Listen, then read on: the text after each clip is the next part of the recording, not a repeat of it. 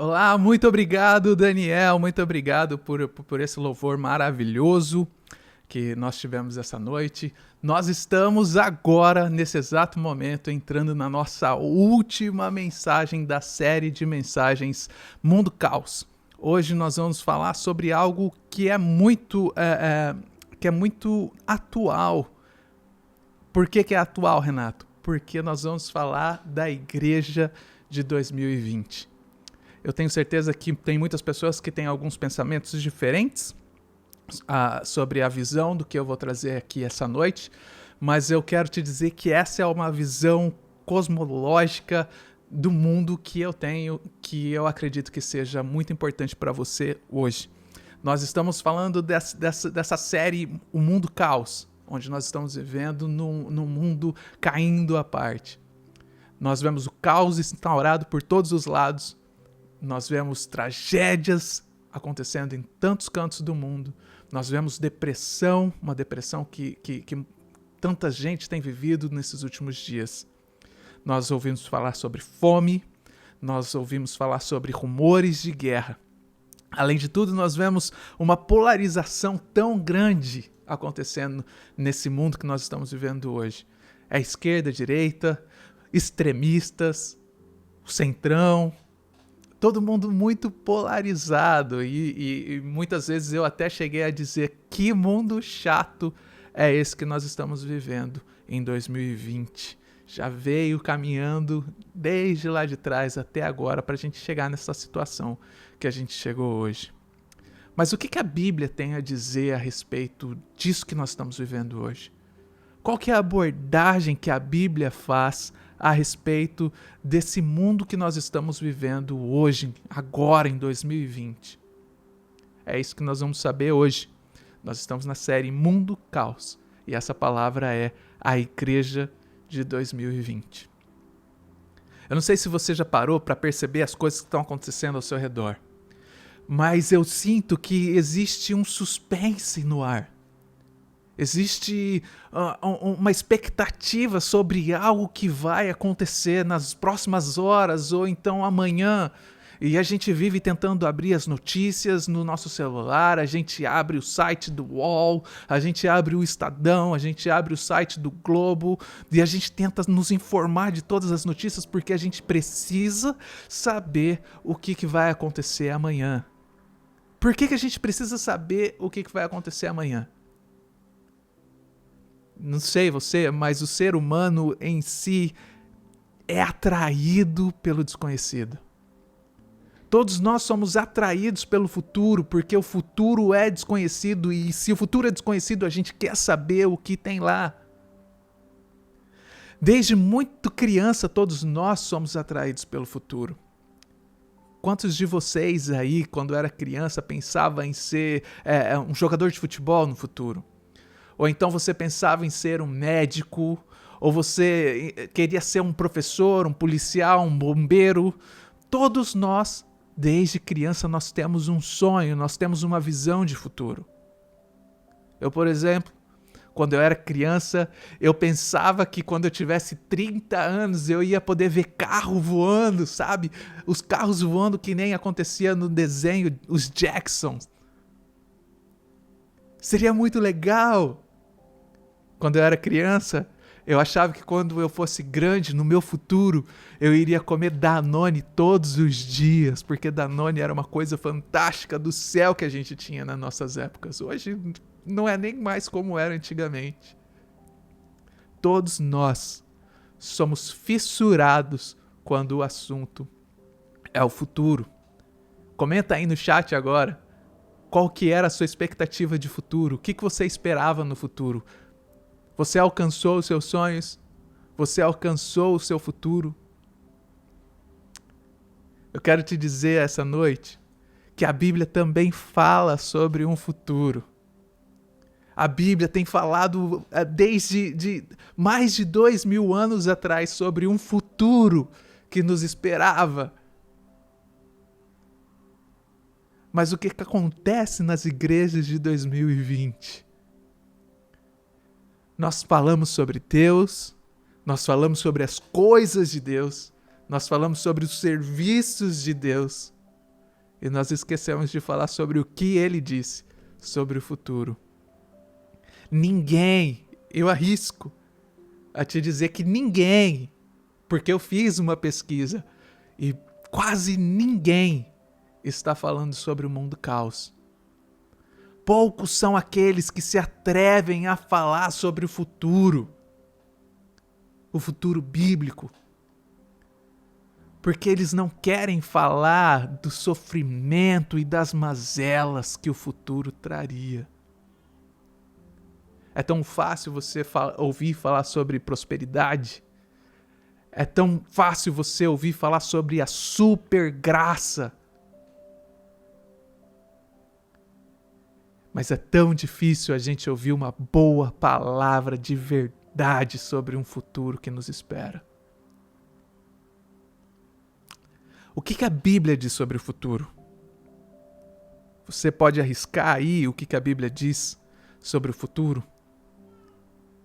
O futuro seria um lugar maravilhoso, onde todos seriam felizes, onde todos os problemas econômicos seriam resolvidos, onde haveria paz em todos os lugares do mundo. Será que é esse futuro que a Bíblia pintou e desenhou desde o início de tudo? Eu sei que tem muita gente esperando esse futuro. Mas hoje eu quero fazer um contraste com o futuro que a Bíblia nos revela. E o que a Bíblia diz sobre o futuro, Renato? Número 1, Mateus 24, no verso 7, diz: nação se levantará contra nação. Mas como assim? É exatamente isso que eu acabei de dizer para você. Nação se levantará contra nação. Isso é o que a Bíblia diz sobre o futuro. E o que tem acontecido hoje, na atualidade, em 2020? Hoje, em 2020, nesse exato momento, existem 58 guerras acontecendo ao redor do mundo. E essa guerra está tirando milhares de vidas. Existe alguns exemplos para você. Existe nesse exato momento um conflito acontecendo entre árabes e israelenses. Nesse exato momento acontece uma guerra no Afeganistão que começou em 2001 e ainda não acabou. Nesse exato momento existe uma guerra contra o Estado Islâmico e tem tirado tantas vidas. Nesse exato momento existe uma guerra civil na Síria. E o caos está instaurado em tantos os lugares. Mas não é isso que a Bíblia nos diz sobre o futuro? Nação se levantará contra nação. O que mais a Bíblia diz sobre o futuro? Mateus 24, no verso 7, diz: haverá fome. Haverá fome. Leia aí, faça uma leitura agora aí do verso 7 do capítulo 24 de Mateus. Você vai constatar isso. A Bíblia diz que no futuro haveria fome. Vamos falar um pouquinho sobre fome? Vamos falar de Brasil especificamente.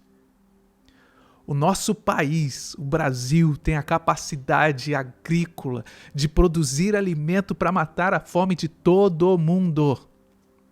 Mas mesmo assim, mais de 7 milhões de pessoas não têm o alimento necessário, ou aquilo que é necessário para ter uma alimentação suficiente. 7 milhões de pessoas no nosso país sofrem com a fome. O que mais? Eu vou falar sobre a África, porque a África é um país que eu sempre ouço falar desde quando eu era criança.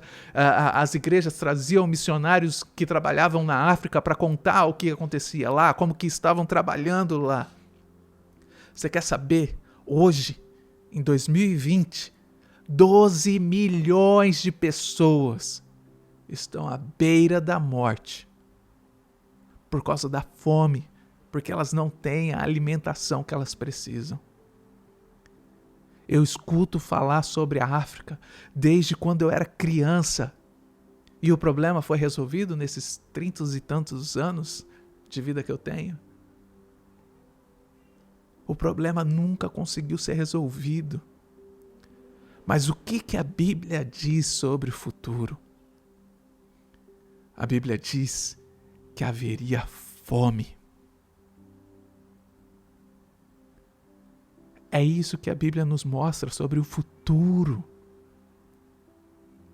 Desculpa se eu estou trazendo para você um futuro que não é tão bonito como você pensou que ia ser. Mas é necessário que essas coisas aconteçam. O que a Bíblia diz sobre o futuro, Renato? Lucas, capítulo 21, no verso 11 diz: haverá grandes terremotos. Grandes terremotos. Tem alguns países, 10 países, eu vou tentar colocar aqui na tela para você ver alguns casos de terremotos que aconteceram. Esse que está aparecendo aí na tela é um terremoto que aconteceu em El Salvador. Esse outro é um terremoto que aconteceu no Equador. Esse daqui, olha, é um terremoto que aconteceu na Filipinas. Um terremoto que aconteceu na Índia. Terremoto que aconteceu na Indonésia. Terremoto que aconteceu no Japão. Um terremoto que aconteceu no México. Terremoto que aconteceu no Nepal. Um terremoto que aconteceu no Paquistão. Um terremoto que aconteceu na Turquia. E tantos outros terremotos que têm acontecido. Você acredita que em 2003 aconteceu um terremoto de 7,1 no Brasil? Felizmente aconteceu na Amazônia, ninguém se feriu, não teve nenhuma catástrofe. Mas a Bíblia diz que no futuro haveria grandes terremotos. Esse futuro que a Bíblia nos apresenta foi escrito há mais de 2.000 anos atrás. E é tão real nos dias atuais. A sensação é de que todos nós estamos anestesiados, porque essa parte, tudo isso que está escrito na Bíblia de todos, e mesmo assim todos estão cegos. Ninguém consegue ver que o futuro que a Bíblia predisse já está acontecendo. Todos nós estamos tão busy, todos nós estamos tão ocupados com os nossos trabalhos, com as coisas que nós precisamos fazer, com o nosso ganha-pão, e nós esquecemos de entender e de abrir os olhos para as coisas que estão acontecendo ao nosso redor. Cegos! Pregadores falando sobre tantas coisas e esquecendo dessa verdade. Cegos guiando cegos. Ninguém fala disso. É mais fácil falar sobre riqueza, prosperidade, felicidade, salvação com obras. Mas ninguém fala sobre o que a Bíblia diz sobre o futuro. O que mais a Bíblia diz, Renato?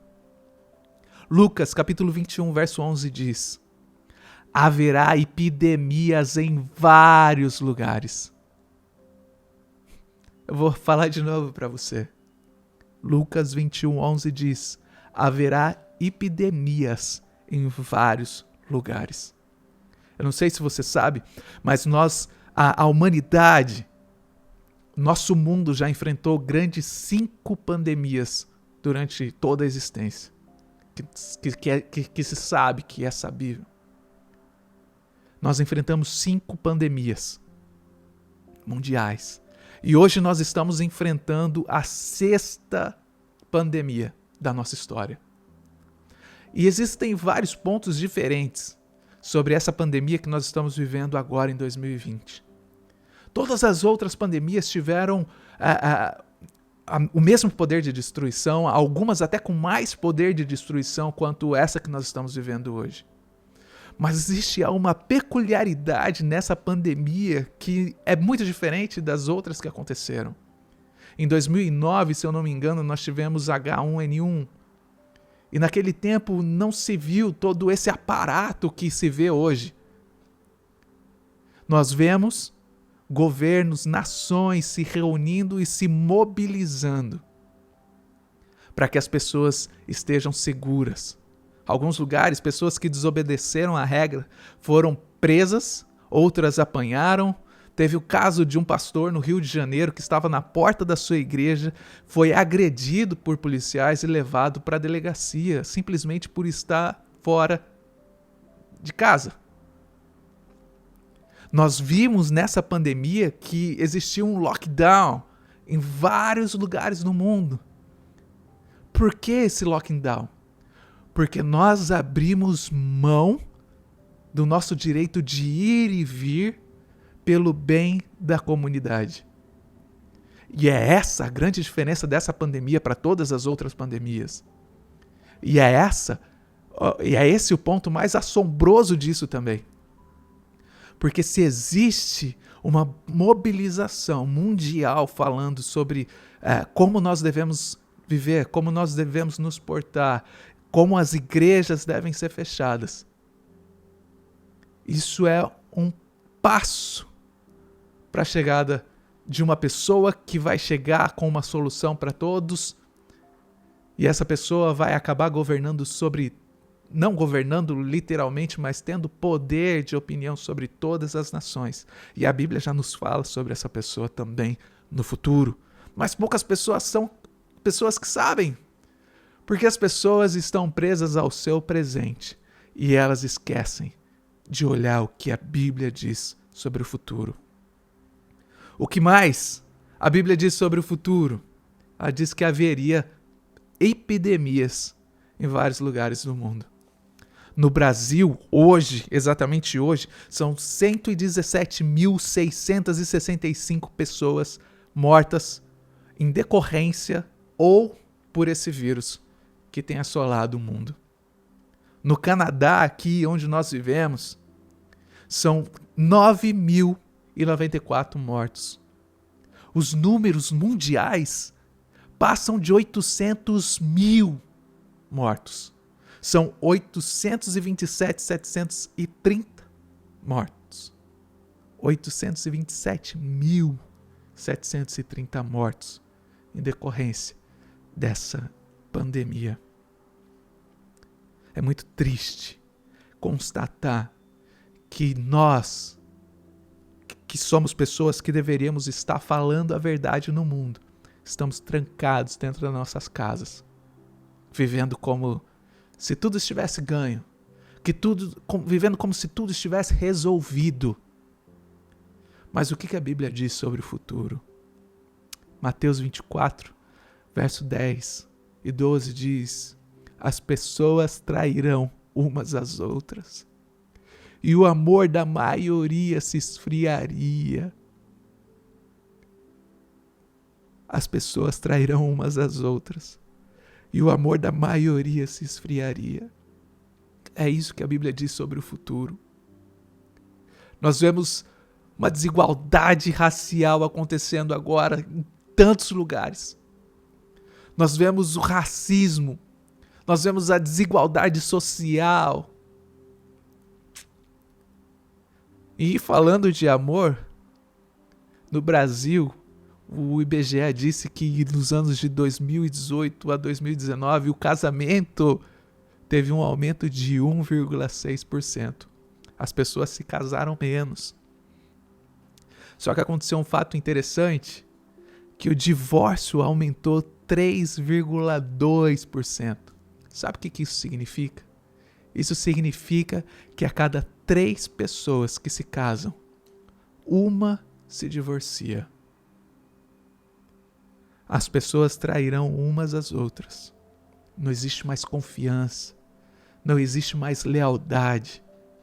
Não existe mais o companheirismo. E o amor da maioria se esfriaria. O que a Bíblia diz sobre o futuro, gente? 2 Timóteo, capítulo 3, verso 2 e 3 diz assim: Os homens serão amantes de si mesmo, amantes do dinheiro, sem afeições natural. O que é isso? O homem vai amar a ele mesmo. O homem vai querer o seu eu em primeiro lugar. E em segundo, ele vai amar o dinheiro, tudo aquilo que o dinheiro pode dar para ele. O que mais que a Bíblia está dizendo? Está dizendo que eles não teriam afeições natural. O que é isso? É você não ter uma afeição por uma outra pessoa.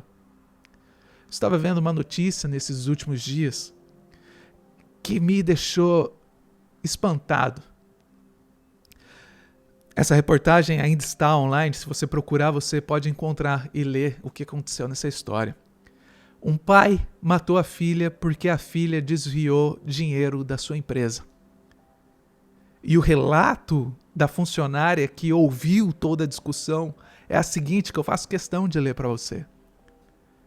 Ela disse assim: a filha gritou para o pai: pai, não faça isso, eu te amo. Aí ela, a funcionária, escutou os tiros. Nesse momento ela pediu ajuda, mas quando chegou, ela, a vítima, já estava baleada. Os homens amarão a si mesmos, serão amantes do dinheiro e não vão ter afeições naturais nem com os próprios filhos. Nós vemos filhos contra pais, nós vemos pais contra filhos. Nós vemos famílias se separando por causa de opiniões. Nós vemos o amor de tantos se esfriando. Eu não quero essa noite te enganar e te falar um monte de coisa boa que vai te deixar feliz, que vai te deixar para cima, porque esse não é o papel de uma igreja que vive no ano de 2020. Nós temos que entender que nós estamos vivendo o princípio, o início das dores que a Bíblia tanto nos fala. O que é esse início das dores, Renato? É exatamente isso que nós estamos vivendo. É o mundo caos. É caótico. A Bíblia diz que antes que o Senhor voltasse e arrebatasse a sua igreja, aconteceria todas essas coisas que eu acabei de te dizer. E então, depois que tudo isso começasse a acontecer, o Senhor iria voltar para buscar a sua igreja. E nesse momento apareceria um grande líder, uma pessoa que resolveria todos os problemas do mundo. A criminalidade não vai acontecer mais da forma como tem acontecido. Não teremos tantos problemas como temos hoje, porque essa pessoa de influência internacional que consegue falar e ser ouvido por todas as nações vai ter todas as respostas que as pessoas procuravam. Nós estamos vivendo as portas do arrebatamento. E isso tudo que nós estamos vivendo é o início das dores. Ou você pode chamar do início do fim. Ou, para nós, o início do começo de uma vida eterna com Cristo. Mas o que a Bíblia diz mesmo sobre o futuro, Renato? A Bíblia diz: estas boas novas do reino serão pregadas em toda a terra habitada. Mateus 24:14. E que alegria eu tenho na minha alma de poder afirmar para vocês que essa mensagem do reino de Cristo está sendo pregada em todas as partes. Eu não sei se você sabe, mas essa boa nova do reino de Cristo é a de João 3,16, que diz: Deus amou o mundo de tal maneira que deu seu Filho unigênito para que todo aquele que nele crê não pereça, mas tenha a vida eterna. Essa mensagem precisa ser pregada em todo o mundo.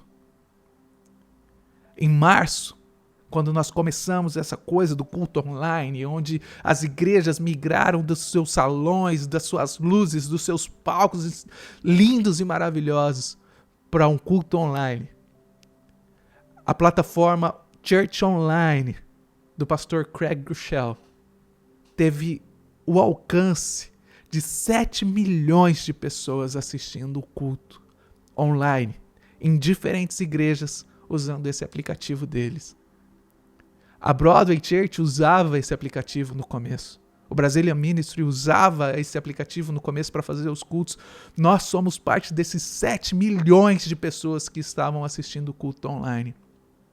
Quando eu falo 7 milhões de pessoas assistindo o culto online, eu estou dizendo apenas nesse aplicativo, porque se nós juntássemos Facebook, se nós juntássemos Instagram, se nós juntássemos o YouTube, nós teríamos muito mais pessoas, milhares de pessoas ouvindo o Evangelho, as boas novas da salvação. O que a Bíblia diz sobre o futuro? Estas boas novas do reino serão pregadas em toda terra habitada. Eu vejo um cumprimento dessa palavra quando eu olho essa igreja de 2020 que não está acovardada dentro das 4 paredes da sua casa, mas uma igreja que está trabalhando em prol do reino de Cristo. Gostaria que você abrisse a sua Bíblia aí em Lucas, capítulo 21, verso 28, que tem um desfecho muito legal para tudo isso que nós acabamos de falar. Lucas 21, verso 28, diz assim: Ora, quando estas coisas começarem a acontecer, olhai para cima e levantai a vossa cabeça, porque a vossa redenção está próxima. Olhai para cima, levantai a vossa cabeça, porque a vossa redenção está próxima. Nós estamos, sim, vivendo num mundo caos. Nós estamos vivendo no futuro que a Bíblia predisse há mais de 2000 anos atrás. Muitas vezes você pode estar se sentindo sozinho, você pode estar se sentindo desesperado porque você não sabe o que o futuro te reserva. Mas eu quero te dizer que você não está sozinho. Eu quero te dizer que você não tem o que temer. Se você é firmado nessa rocha que é Jesus Cristo, você pode ficar tranquilo, pode vir o vendaval que vier, você está seguro em Cristo. A Bíblia diz em Mateus 28, 20, Eis que estarei convosco todos os dias, até a consumação do século. Oh, você não está sozinho. Ei, você não está sozinha. O Senhor está com você. Isso é uma promessa. Estamos vivendo num mundo caos, mas nós não estamos sozinhos. Gostaria que você voltasse seus olhos agora para o livro de Salmos 91, verso 1 ao 11. Nós vamos fazer essa leitura, ela é um pouquinho comprida, mas ela tem uma verdade sobre o verdadeiro cristão nesses anos que nós estamos vivendo, nos anos do princípio e do fim. Que diz assim: Aquele que habita no esconderijo do Altíssimo, à sombra do Onipotente descansará. Direi do Senhor, Ele é o meu Deus, o meu refúgio, a minha fortaleza, e nele confiarei, porque Ele te livrará do laço do passarinheiro e da peste perniciosa. Ele te cobrirá com as suas asas, com as suas penas, e debaixo das suas asas te confiarás. A sua verdade será o teu escudo e broquel. Não terás medo do terror da noite, nem da serpente que voa de dia, nem da peste que anda na escuridão, nem da mortandade que assola ao meio-dia. 1000 cairão ao teu lado, e 10.000 à tua direita, mas não chegará a ti. Somente com os teus olhos contemplarás e verás a recompensa dos ímpios. Porque tu, ó Senhor, és o meu refúgio.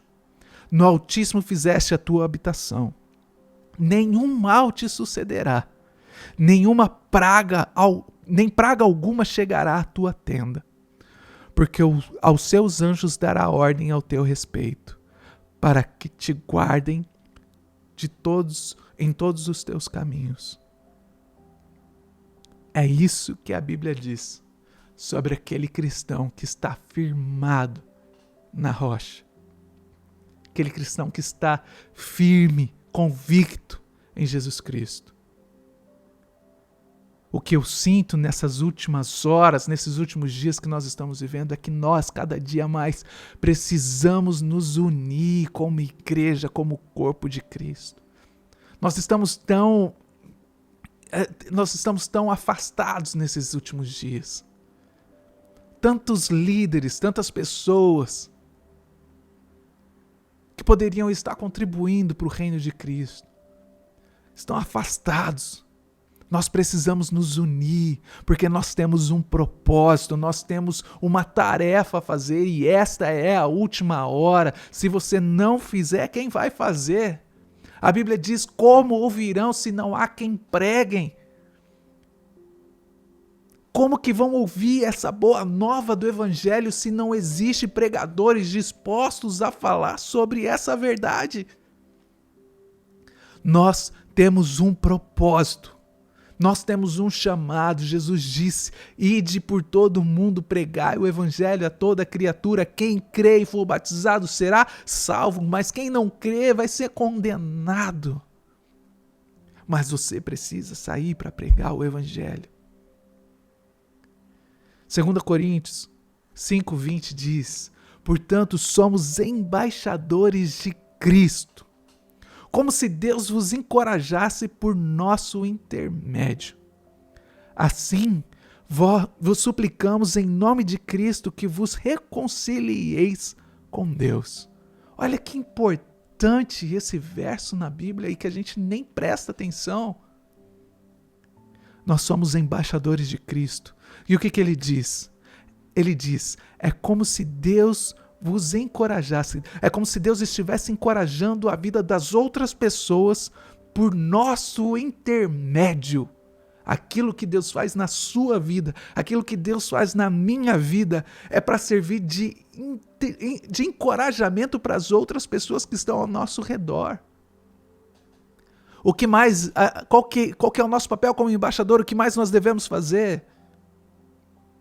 Nós devemos suplicar às outras pessoas. Quantas vezes você suplicou para alguém, para ela se render a Jesus? Olha o que a Bíblia diz: assim vos suplicamos em nome de Cristo, que se reconcilieis com Deus. Ei, você aí que está assistindo agora, eu te suplico em nome de Jesus que você se reconcilie com Cristo essa noite, que você se reconcilie com Deus essa noite.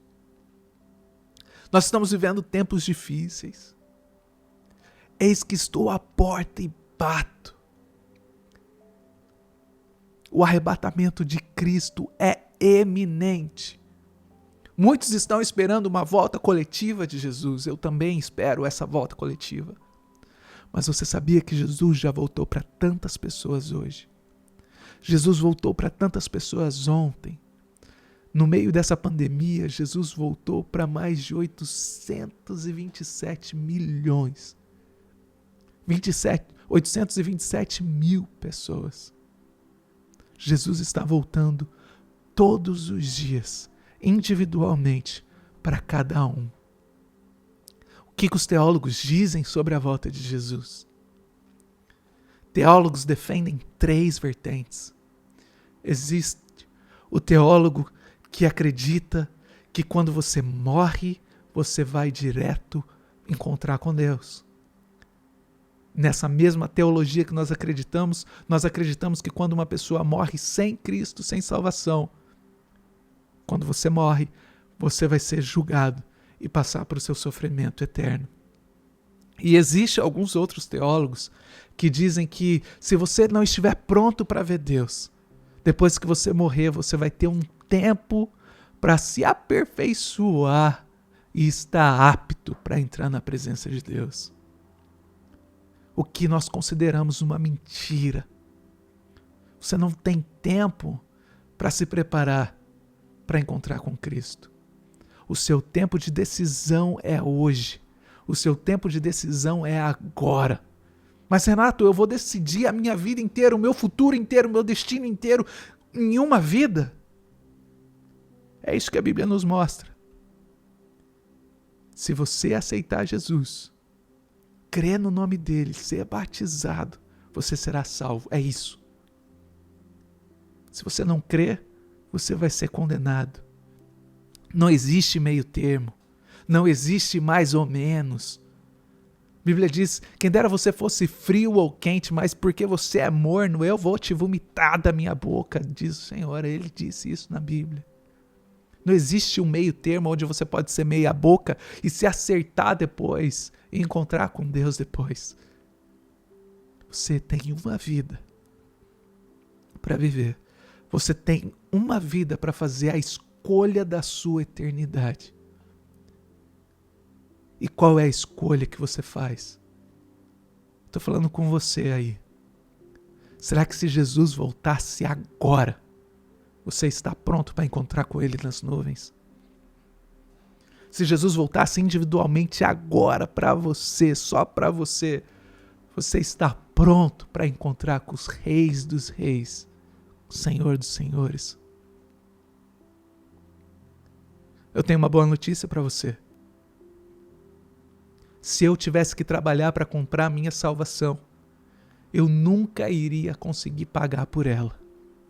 Se você tivesse que fazer alguma coisa para ser salvo, trabalhar para ser salvo, fazer boas obras para ser salvo, para ganhar de alguma maneira a sua salvação, você estava perdido.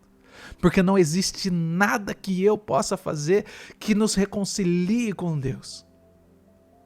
E pensando exatamente nisso, Deus enviou seu Filho Jesus Cristo para que eu e você pudéssemos ter acesso a esse lar celestial, a essa graça que Deus nos preparou.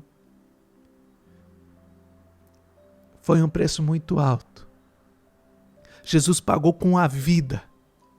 Jesus entregou o seu sangue, Jesus entregou a sua vida para que eu e você pudéssemos ter acesso ao Pai.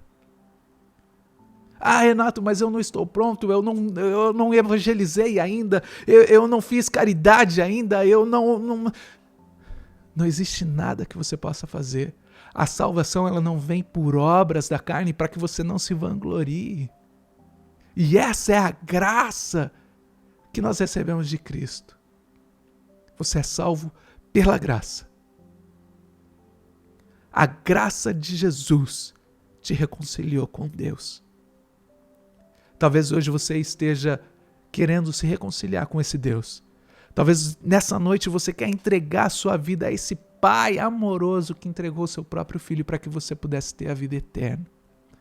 Esse mesmo Pai que vai estar com você todos os dias, enquanto nós estamos vivendo nesse mundo caos. Se esse é você essa noite, eu gostaria que você fechasse seus olhos aí onde você está. Eu gostaria que você tirasse aí agora um tempinho e você começasse a meditar em tudo isso que nós falamos. Eu gostaria que você tirasse um tempo agora e começasse a pensar naquilo que o Espírito Santo tem colocado na sua mente nesse exato momento. Eu tenho certeza que o Espírito Santo de Deus está trabalhando na sua vida nesse exato momento dentro do seu coração. E Ele está te falando coisas que você precisa saber sobre um futuro que Ele tem preparado para a sua vida.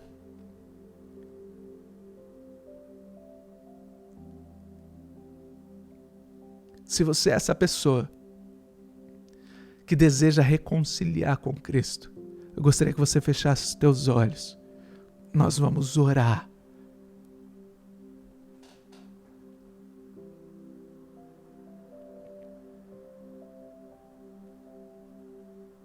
Oh, Espírito Santo de Deus, toca corações nesse momento. Espírito Santo de Deus, toca a vida, Senhor, nesse momento. Traz uma restauração.